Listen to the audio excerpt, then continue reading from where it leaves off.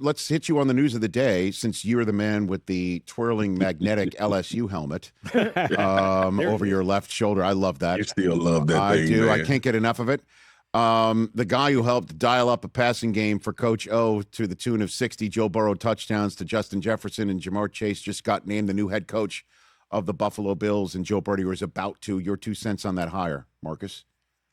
I like it from what I know about Joe Brady, Rich. It's a daunting job because, you know, I said a couple of days ago with Sean McDermott being fired, the only way you consider success for this next head coach is to reach a Super Bowl.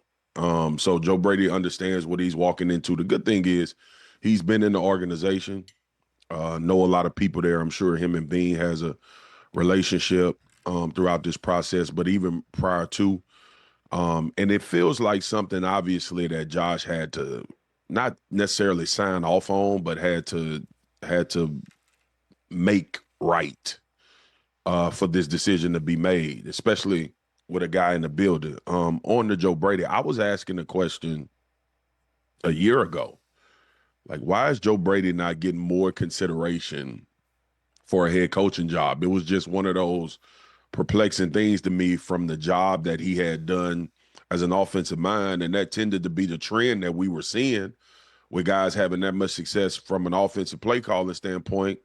The natural progression you felt like was to become a head coach. But I think this is good for Buffalo. Now, I got to say this with a little bit of caveat.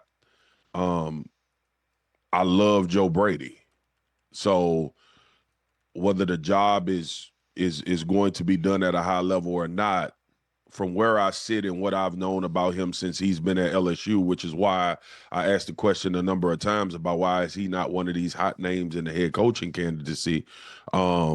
From what I know, this team is got a real dude, one that can connect with players, one that probably needed a little more time than I was ready to give to become a head coach.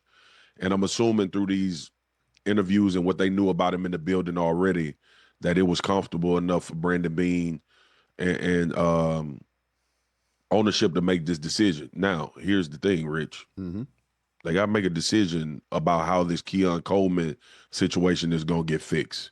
Because when Pagula came out and said that, a natural reaction for me as if I was Keon's agent would have been like, I got to get this player the hell out of here.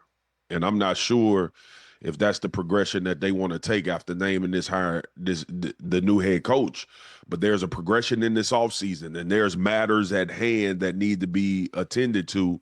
And I think that's the foremost, most pressing issue right now, based on what I felt like was a disrespectful statement from the owner of the Buffalo Bills. So now that you got Joe Brady in place, other business has to be handled in the way of trying to get this team to a championship. Well, the Keon Coleman thing, let's hash that up a little bit here, Marcus. When I heard that, okay, when I heard that, my first thought was other players in the organization.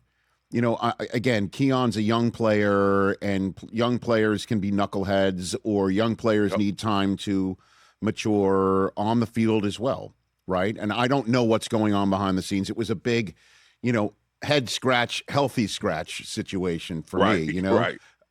And so I thought, Rich, I'm sorry, I got these allergies, man. It's all good, Marcus. I'm with you. So with all of that, I was sitting there thinking, are there other players in the building who are far more down the line in their careers and also more crucial to the wins and losses and success of the Buffalo Bills, sitting there saying, what's the owner thinking about my play? And am I next about being mentioned publicly as whose fault it was that I'm here, right? Like that to me is a bigger question than Keon Coleman. Yeah, And, I understand. Like Rich, I understand that, but Keon's name was used. Sure. Right? So it always permeates in the locker room when things are happening like that. There's obviously 52 other guys when I'm talking about a game day roster. And this is not to absolve Keon Coleman of being late and having to have disciplinary action. But to your point, young players, I've been a veteran in the locker room. I've been a young player. I know that dynamic. And I think a lot of times you would prefer to keep those things within the realm of just us and let us handle it, let the coaching staff handle it.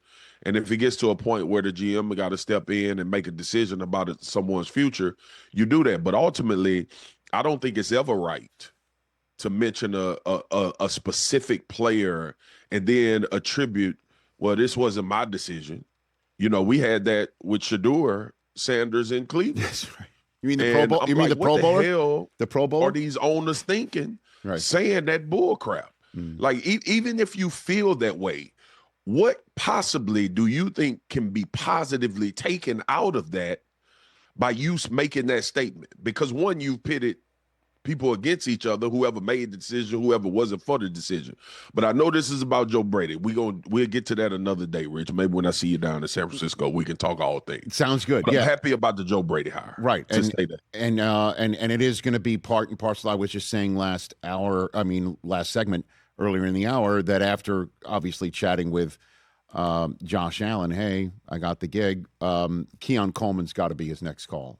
100%. Just to talk with him about it. And I'm sure he had a front row seat to whatever was happening with the healthy scratches, and he knows how to handle that, hopefully, for the Bills fans. Marcus Spears here on The Rich Eisen Show. Hey, you made it all the way to the end. Thanks for that. Check us out every single day streaming live on Disney Plus and the ESPN app 12 to 3 Eastern.